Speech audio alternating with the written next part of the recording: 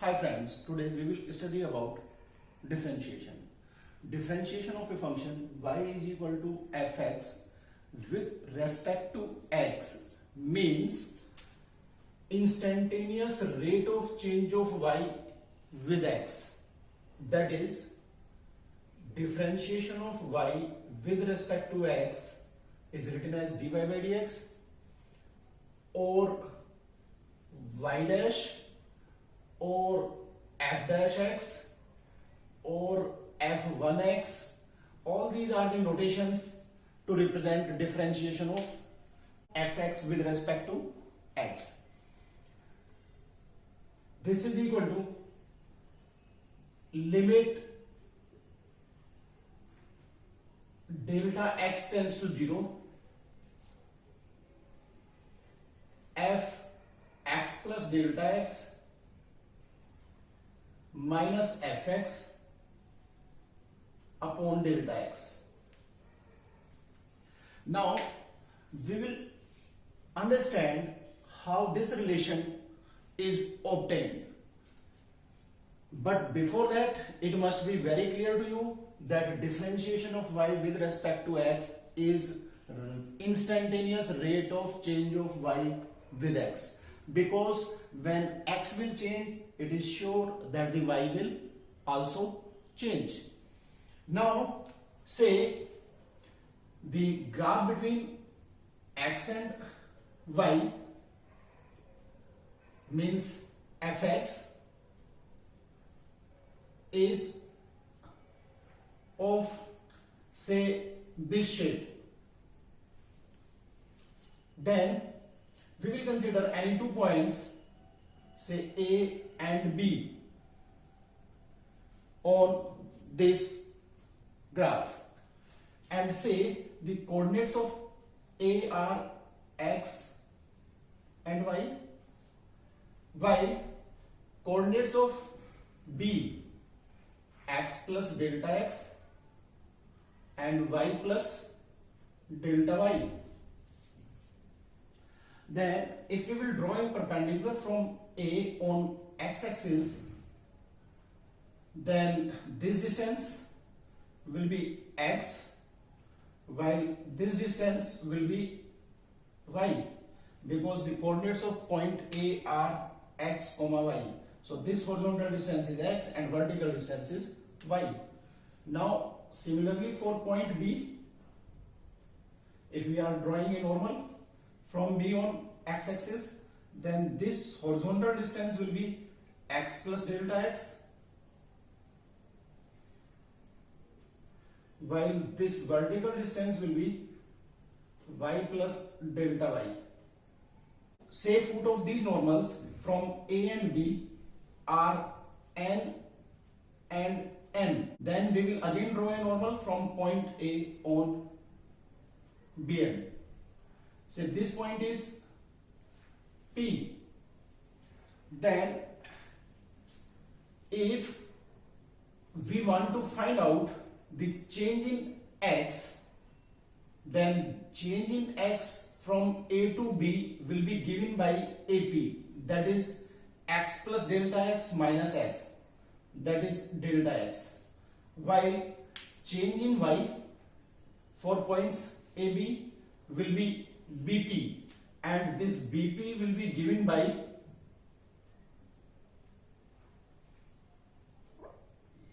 y plus delta y, this is y plus delta y minus y, that is delta y. So it means corresponding to a change delta x in x, the change in y is delta y. If change in x is delta x, then change in y is delta y, and if change in x will be 1, then change in y will be delta y by delta x, and total change in y upon total change in x will give you the average rate of change of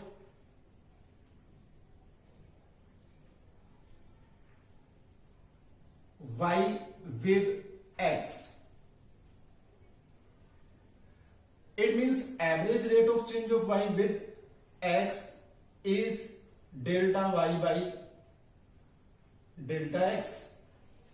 Now from this figure we can say that if there is a secant to the curve, secant is a line cutting the curve at 2 points, and if this secant is making an angle theta with positive x-axis, here it is positive x-axis, it is positive y-axis, then slope of secant equal to tan theta. If this angle is theta, this angle will also be theta, so tan theta equal to perpendicular upon base, and perpendicular is BP while base is AP. BP represents change in y, that is delta y. AP represents change in x, that is delta x. So slope of secant to the curve when secant is passing through the points A and B whose coordinates are x, y, and x plus delta x, y plus delta y will be delta y by delta x. And this delta y by delta x already we know is average rate of change of y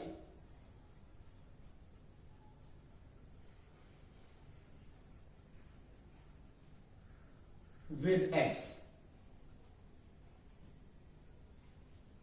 Now if we are taking the change infinitesimally small, that is if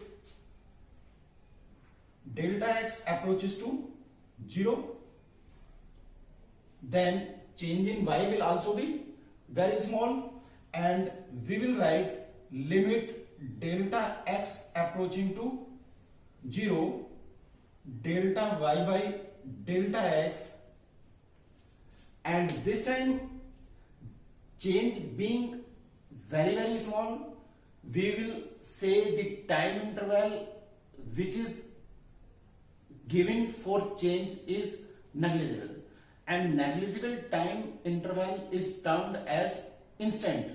It means this limit delta x tends to 0 will change average rate of change of y with x into instantaneous rate of change of y with x, and instantaneous rate of change of y with x is called differentiation of y with x, that is dy by dx, that is differentiation of y with respect to x, is equal to limit delta x tends to 0, delta y by delta x. Now delta y is y plus delta y minus y, that is limit delta x tends to 0, y plus delta y minus y upon delta x. It will become limit delta x tends to 0. Y plus delta y will be obtained when we will put x plus delta x in the function fx for x. It means f x plus delta x minus y means function itself fx upon delta x. So dy by dx is equal to limit delta x tends to 0 f x plus delta x minus fx upon delta x. For the sake of our own convenience, we represent delta x as h. So we can write this expression limit x tends to 0 f x plus h minus fx upon h.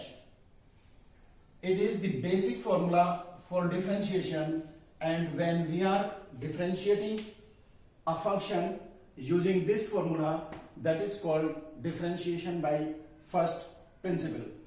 Now when delta x approaches to 0,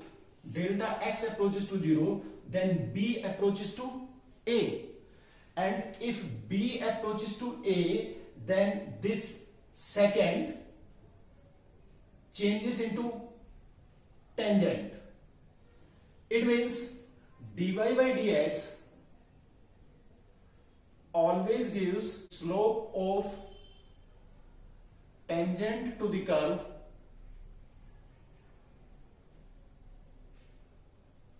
if dy by dx is giving slope of tangent to the curve, you can find the slope of normal to the curve, because slope of normal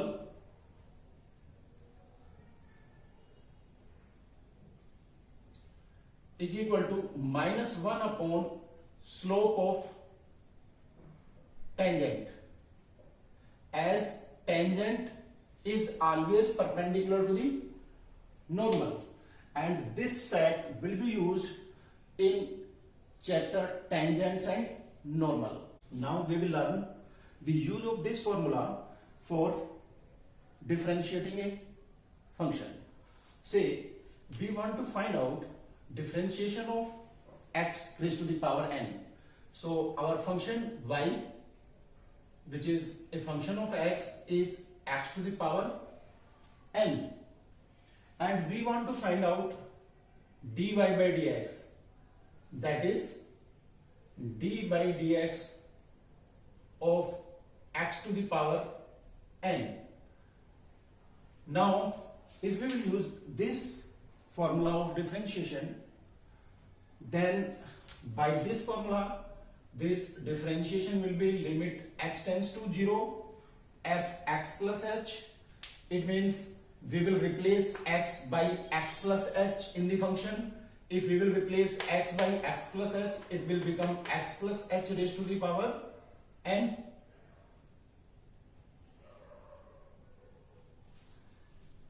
minus fx, and fx is x raised to the power n upon h. Now we will use binomial theorem to expand x plus h raised to the power n, and this will be limit x tends to 0 x to the power n plus n x to the power n minus 1 h plus n minus 1 upon 2 factorial. It is nc01, it is nc1, n, it is nc2, and n minus 1 upon 2 factorial, x to the power n minus 2 h square plus so on up to h to the power n minus x to the power n divided by h. This is equal to limit x tends to 0 and x to the power n will get cancelled with x to the power n, and from rest all terms we can take h common. So we will get h into nx n minus 1 plus n minus 1 upon 2 factorial x to the power n minus 2 h plus so on up to h to the power n minus 1. Each of these terms is divided by h because h is taken as common, so h will get cancelled by h, and now we will substitute h is equal to 0. When we will put h is equal to 0, then all these terms which are having h will become 0, and we will be left with nx n minus 1. Thus differentiation of x to the power n is nx n minus 1. This formula is generally used for differentiating polynomial functions. Now we are taking one more example. Say our function is log x. Here log at the base e, which is called natural logarithm, and y is equal to fx. If y, that is fx, is log x, then fx plus h, that is y plus delta y, will be equal to log x plus h at the base e. Now dy dx of log x at the base e is equal to limit x tends to 0 f x plus h, that is log x plus h at the base e minus fx means log x at the base e divided by h. Now from the property of log a minus log b will become log a upon b. So this expression will become limit x tends to 0 1 by h log of x plus h upon x at the base e. This is equal to limit x tends to 0 1 upon h and log of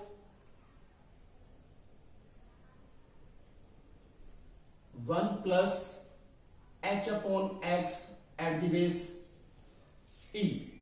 Expansion of log 1 plus x is log 1 plus x at the base e equal to x minus x square by 2 plus x cube by 3 minus x to the power 4 by 4 plus so on up to infinity. It is an infinite series called logarithmic series. Now using this value of log 1 plus x, here we get differentiation of log x with respect to x equal to limit x tends to 0 and x will be replaced by h upon x. 1 by h into x means h upon x minus x square means h square upon 2x square plus x cube means h cube upon 3x cube minus x4 means h4 upon 4x4 plus so on up to infinity. Now we will take h common, so it will become limit h tends to 0, h will be cancelled after taking common. We will get 1 by x minus h upon 2x square plus h square by 3 x cube minus so on. If we will put h is equal to 0 in it, then all these terms which will be having h will become 0 and we will get 1 by x only. Thus dy dx of log x at the base e will be 1 upon x. If you think this video is of any help for you, then please share it with your friends so that they may also be benefited by it.